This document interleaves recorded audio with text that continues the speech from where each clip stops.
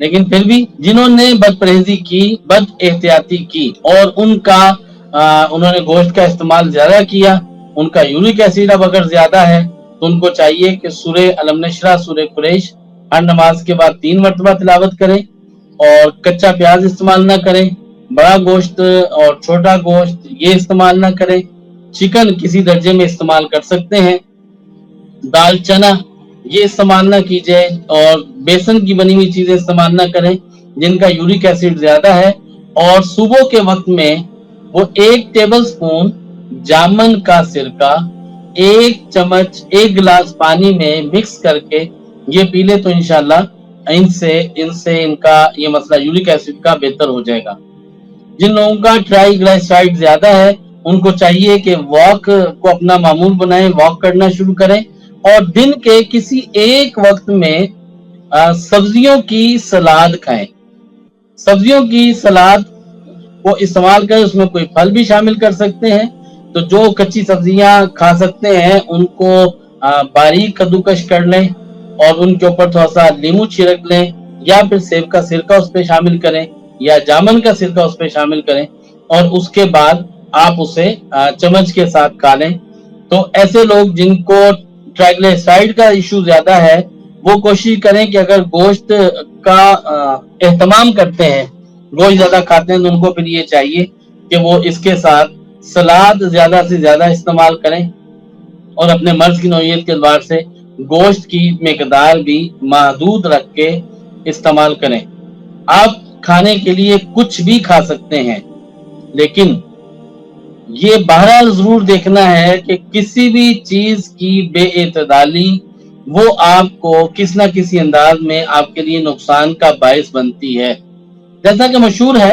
کہ پانی زیادہ پینا چاہیے، گردے کے مریض کو بھی پانی زیادہ پینا چاہیے، لیکن گردے کے ہر مرض میں پانی زیادہ پینا فائدہ مند ثابت نہیں ہوتا۔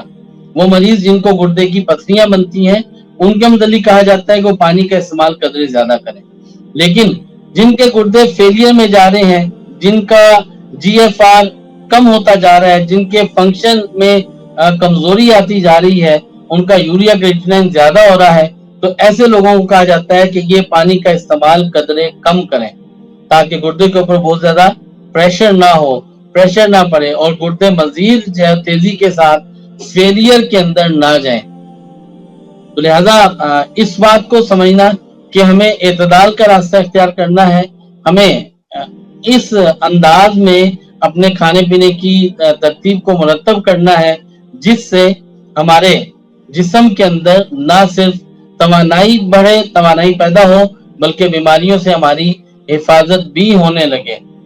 وہ بچے جو یہ چاہتے ہیں کہ ان کے مسل بلڈنگ ہو اور مسل بلڈ ہو جائے، تو ان کو چاہیے کہ وہ گوشت کا قیمہ یہ بھون لیں، اور کوشش کریں کہ اس گوشت کے ساتھ جو اس کی اپنی چربی ہے اسی کے اندر بھونیں،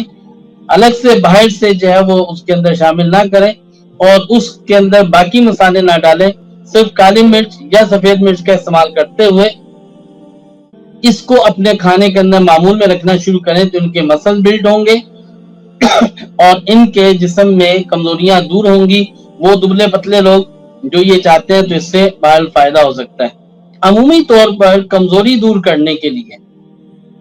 اگر آپ جو ہے وہ گوشت جیسی نعمت سے فائدہ لینا چاہتے ہیں تو اس کا سب سے اچھا اور بہترین طریقہ یہ ہے کہ آپ ہریسہ تیار کریں، جس میں گیہوں، جو اور گوشت کے ذریعے سے ہریسہ تیار ہوتا ہے۔ رسول اللہ صلی اللہ علیہ وسلم کی محبوب خوراک ہے، اور یہ فرد میں قوت پیدا کرنے کے لیے، اعصابی قوت کے لیے، جسمانی قوت کے لیے اور قوت مردانگی کے لیے یہ بہت ہی مؤثر اور طاقتور ایک خوراک ہے۔ لہذا آپ اگر ہریسہ استعمال کرنا شروع کرتے ہیں تو اس سے آپ کو گوشت کے فوائد ہوں گے، اور گوشت کھانے کے بعد جو یہ اس کو ہضم کرنے کے لیے کولا ڈرنکس استعمال کیے جاتے ہیں اس سے اوائڈ کرنا چاہیے، اور ہمیں ایسی کمپنیوں کا کولا ڈرنک تو بالکل قطعاً کسی موقع پر بھی استعمال نہیں کرنا چاہیے جن کمپنیوں کے ساتھ کنٹریز کا بائیکاٹ چل رہا ہے، اس میں تو ہمیں اوائڈ ہی کرنا چاہیے۔ صحت کے لیے عام طور پر بھی ہمیں کولا ڈرنک سے اپنی حفاظت کرنی چاہیے, بچانا چاہیے. اس کا متبادل حل کیا؟ اس کا سب سے اچھا متبادل حل لیمو پانی ہے. آپ لیمو پانی ایک چمچ شہد ملائیں, چند قطرے لیمو کو ملائیں, تو اس سے انشاءاللہ العزیز آپ اگر کھانے کے بعد یہ لے لیتے ہیں تو آپ کا ہاضمہ بہت اچھا ہوگا, ڈائجیشن بہت اچھی ہوگی. اس کے علاوہ اگر آپ اجوائن, زیرہ اور پودینہ اور سونف, اس سب کو ایک ایک چٹکی لے کر اس کا 1 کپ پانی میں ابال لیتے ہیں, اس کا قہوہ بنا لیتے ہیں, تو اس سے آپ کا یہ گوشت کے ہاضمے کا جو معاملہ ہے وہ بہتر ہو جائے گا, کنٹرول ہو جائے گا. اور انشاءاللہ العزیز آپ اس اللہ کی نعمت کو استعمال کرنے کے بعد اس کے مضر اثرات سے محفوظ بھی رہیں گے, اور اس کے جو فوائد آپ کو ملنے چاہیے وہ فوائد بھی آپ کو میسر ہوتے رہیں گے. اس دعا کے ساتھ کہ اللہ جل شانہ ہم سب کا حامی و ناصر ہو اور اپنی نعمتوں کو ایسے استعمال کرنے کی توفیق عطا فرمائے جیسا کہ نبی کریم صلی اللہ علیہ وسلم نے ہمیں بتلایا ہے. سوشل میڈیا پر سب سے قدیم اور سب سے ریلائبل برانڈ درسقرآن.com